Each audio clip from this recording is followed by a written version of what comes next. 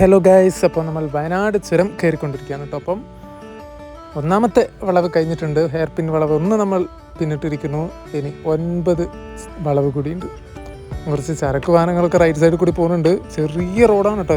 ചില സ്ഥലത്തൊക്കെ വീതി എത്രയോ കുറവാണ്. അതുകൊണ്ട് ഇതുവഴി പോകുന്നവർ പ്രത്യേകം ശ്രദ്ധിക്കുക, അല്ലെങ്കിൽ ശ്രദ്ധിച്ചില്ലെങ്കിൽ നമ്മൾ താഴെ പോകും. അത്രയ്ക്കും ഡേഞ്ചറാണ് ചില സ്ഥലങ്ങളൊക്കെ അത്യാവശ്യം കുഴപ്പമില്ല, നല്ല വീതിയുണ്ട്, നമുക്ക് സുഖമായിട്ട് പോകാൻ പറ്റും. എന്നാൽ ചിലയിടങ്ങൾ വീതി വളരെ കുറവാണ്. അപ്പോൾ നമ്മൾ രണ്ടാമത്തെ വളവെത്തിയിട്ടോ. രണ്ടാമത്തെ ഹെയർ പിൻ വളവാണ് ഈ കാണുന്നത്. വളരെ നല്ല കാഴ്ചകളാണ്. ഇവിടെയൊക്കെ സൈഡിൽ നിർത്താൻ പാടില്ല എന്ന് പോലീസ് അങ്ങനെയാണ് നിയമങ്ങളൊക്കെ ഉള്ളത്. ഫൈൻ ഈടാക്കുമെന്നൊക്കെയാണ് പറയുന്നത്. അതുകൊണ്ട് സൈഡിലൊന്നും നിർത്താൻ പാടില്ല. എന്തെങ്കിലും സാധനങ്ങളൊക്കെ വാങ്ങുന്നുണ്ടെങ്കിൽ പെട്ടെന്ന് വാങ്ങിപ്പോവുക. അപ്പം മേലോട്ട് കയറിക്കൊണ്ടിരിക്കുകയാണ്. ഇപ്പം രണ്ടാമത്തെ വളവ് നമ്മൾ കഴിഞ്ഞിരിക്കുന്നു. ഇനി 3, 4, 5 അങ്ങനെ പോകുന്നു. 9 വളവുകൾ. അത് കഴിഞ്ഞാൽ നമുക്ക് വ്യൂ പോയിന്റിലെത്താം. വ്യൂ പോയിന്റ് നമുക്ക് എടുക്കാൻ കഴിഞ്ഞിട്ടില്ല, അവിടെ നിർത്താൻ സ്ഥലമല്ലായിരുന്നു. അതുകൊണ്ട് തന്നെ ബാക്കിയുള്ള വിശേഷങ്ങൾ കാണാം. പിന്നെ അതിനുശേഷം നമുക്ക് പൂക്കോട് ലേക്കും അതുപോലെ തന്നെ ബാണാസുര സാഗർ ഡാമും ജസ്റ്റ് അവിടുത്തെ കാഴ്ചകളും ഈ വീഡിയോയിൽ നിങ്ങളെ കാത്തിരിക്കുന്നുണ്ട്. എന്തായാലും വയനാടെന്ന് പറഞ്ഞു കഴിഞ്ഞാൽ സത്യം പറയാലോ, ഒരു മറക്കാനാവാത്ത അനുഭവം തന്നെയായിരിക്കും. വയനാട് വരാത്തവർ ഉറപ്പായിട്ടും വന്നിരിക്കണം. ഈ ദൃശ്യവിസ്മയം, ഈ പ്രകൃതിയുടെ മനോഹര ദൃശ്യങ്ങൾ കാണാനായി. അത്രയ്ക്കും ഭംഗിയുള്ള സ്ഥലം കേരളത്തിൽ മറ്റെവിടെയാണുള്ളത് എന്ന് നമ്മൾ പലപ്പോഴും ചിന്തിച്ചു പോകും. കാടുകൾക്ക് വനം കൊണ്ട് സമൃദ്ധമായ വയനാട്, കണ്ണിന് കുളിർമ നൽകുന്ന വയനാട്, അങ്ങനെ എന്ത് വേണമെങ്കിലും നമുക്ക് വയനാടിനെ വിശേഷിപ്പിക്കാം. തീർത്താൽ തീരാത്ത വർണ്ണനങ്ങൾക്ക്. ഇപ്പോൾ നമ്മൾ ഹെയർ പിൻ വളവ് 7 കഴിഞ്ഞിട്ടോ. ഇനി 2 എണ്ണം കൂടി കഴിഞ്ഞാൽ നമ്മൾ ഏറ്റവും മേലെത്തും. അത് കഴിഞ്ഞ് നമ്മൾ നേരെ പോകുന്നത് പൂക്കോട് ലേക്കിലേക്കാണ്. പൂക്കോട് ലേക്കിൻ്റെ വിശേഷങ്ങളാണ് ഇനി വരാൻ പോകുന്നത്. പൂക്കോട് ലേക്കും ഒരിക്കലും നല്ലൊരു അനുഭവം തന്നെയായിരിക്കും. വരാത്തവർ വന്നു കഴിഞ്ഞാൽ തീർച്ചയായിട്ടും നല്ലൊരു എക്സ്പീരിയൻസ് ആകും നിങ്ങൾക്കത്. അപ്പം നമ്മൾ ഏകദേശം മേലെത്താനായിട്ടോ. ഇനി നമുക്ക് പൂക്കോട് ലേക്കിലേക്ക് പോകാം. അത് കഴിഞ്ഞ് ബാണാസുര കഴിഞ്ഞ് നമ്മൾ അധികമൊന്നും വീഡിയോയിൽ ഉൾപ്പെടുത്തുന്നില്ല. വെറും 2 സ്പോട്ട് മാത്രമേ ഉള്ളൂ.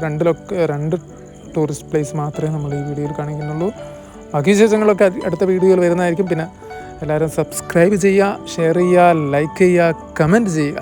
നിങ്ങളുടെ വിലയേറിയ അഭിപ്രായങ്ങൾ ഞങ്ങളും വിലമതിക്കുന്നു. പൂക്കോട് ലേക്കിൻ്റെ പ്രവേശന കവാടമാണ് ഈ കാണുന്നത്.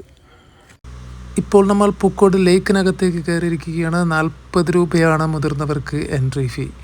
ഇവിടെ ബോട്ടിംഗ് ഇഷ്ടപ്പെടുന്നവരാണെങ്കിൽ നല്ലൊരു എക്സ്പീരിയൻസ് തന്നെയായിരിക്കും കേട്ടോ. ഫാമിലിയൊക്കെ ആയിട്ട് വന്നു കഴിഞ്ഞാൽ നിങ്ങൾക്ക് നല്ലൊരു എൻജോയ്മെൻറ്റിനുള്ള എല്ലാ വകുപ്പും ഇവിടെയുണ്ട്.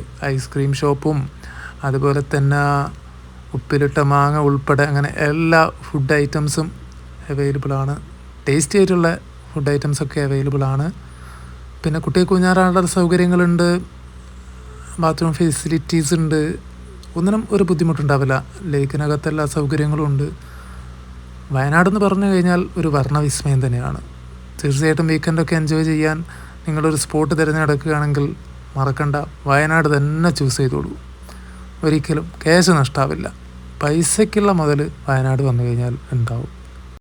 എക്സാമിൻ്റെ തിരക്കൊക്കെ ആയതുകൊണ്ടായിരിക്കാം ഈ സീസണിൽ തിരക്ക് കുറച്ച് കുറവാണ്.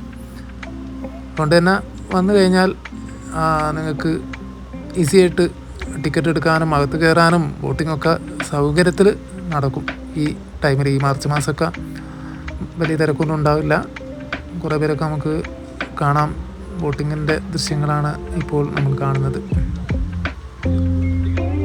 ഇവിടെ ലേക്ക് എന്ന് പറഞ്ഞ ഒരു വിശാലമായിട്ടുള്ള സ്ഥലം തന്നെയാണ് കേട്ടോ. വിശാലമായിട്ടുള്ള ഒരു ഏരിയ തന്നെയാണ് ഈ ലേക്ക്. പ്രകൃതി ഭംഗി കൊണ്ട് അനുഗ്രഹീതം എന്ന് തന്നെ വിശേഷിപ്പിക്കാം. അത്രയ്ക്കും ഭംഗിയുള്ള കാഴ്ചകളാണ് ഇവിടെ നമുക്ക് കാണാൻ സാധിക്കുക. ഇപ്പം ബോട്ടിൽ ഓരോരുത്തർ അതായത് ഇൻഡിപെൻഡൻ്റ് ആയിട്ട് തന്നെ ബോട്ടിംഗ് എന്ന് പറയുമ്പോൾ സ്പീഡ് ബോട്ടല്ല, നമ്മൾ തന്നെ തുഴഞ്ഞ് പോകണം. അങ്ങനെ മാനുവലായിട്ട് തുഴഞ്ഞു പോകാൻ ഇഷ്ടപ്പെടുന്നവർക്ക് പൂക്കോട് ലേക്ക് നല്ല അനുഭവം തന്നെയായിരിക്കും. സ്പീഡ് ബോട്ടിങ് ഇവിടെ കാണുന്നില്ല. ഈ ലേക്കിനകത്ത് മാനുവൽ ബോട്ടിംഗ് ആണുള്ളത്. ബാണാസുരയിൽ സ്പീഡ് ബോട്ടിംഗ് അവൈലബിൾ ആണ്. വളരെ കാം ആൻഡ് ക്വയറ്റ് ആയിട്ടുള്ളൊരു അറ്റ്മോസ്ഫിയർ ഉണ്ടോ ഈ പൂക്കോട് ലേക്ക് എന്ന് പറയുന്നത്. അധികമൊരു തിരക്കോ അല്ലെങ്കിൽ പുറത്തുനിന്നുള്ള കാര്യമായ സൗണ്ടോ കാര്യങ്ങളോ ഒന്നും ഉണ്ടാവില്ല. ഒരു സൈലൻ്റ് അറ്റ്മോസ്ഫിയറിൽ പ്രകൃതി ഭംഗി ആസ്വദിക്കാം. എന്തായാലും പൂക്കോട്ടൻ ലേക്കിൻ്റെ വിശേഷങ്ങൾ തൽക്കാലം ഇവിടെ സമാപിക്കുന്നു. ഇനി അടുത്ത ബാണാസുര ഡാമിൻ്റെ മെയിൻ എൻട്രിയാണ് ഈ കാണുന്നത്. 40 രൂപയാണ് എൻട്രി ഫീ. അപ്പം നമ്മൾ നേരെ ടിക്കറ്റ് എടുത്ത് അകത്തേക്ക് അവിടുന്ന് വാനിൽ കയറി കുറച്ച് ദൂരം പോകാനുണ്ട്. 25 രൂപയാണ് വാനിൻ്റെ ഫീ. അത്രേ വരുള്ളൂ. നമുക്ക് നടന്നു പോകുകയാണെങ്കിൽ ഒരുപാട് ബുദ്ധിമുട്ടാവും, വെയിൽ കൊണ്ട് നടക്കേണ്ടി വരും. അപ്പോൾ യാതൊരു ബുദ്ധിമുട്ടും ഉണ്ടാവില്ല. വാനിൽ കയറി പോയി തിരിച്ചിവിടെ വരാം. ഒരുപാട് കാഴ്ചകളുണ്ട്, ഒരുപാട് ആക്ടിവിറ്റീസ് ഉണ്ട്, സിപ്പ് ലൈൻ ഉൾപ്പെടെ. അപ്പം ഫാമിലിയൊക്കെ ആയിട്ട് വന്നു കഴിഞ്ഞാൽ ഒരു അടിപൊളി വൈബ് തന്നെയായിരിക്കും ബാണാസുര സാഗർ ഡാം. എന്തായാലും കാഴ്ചകളിൽ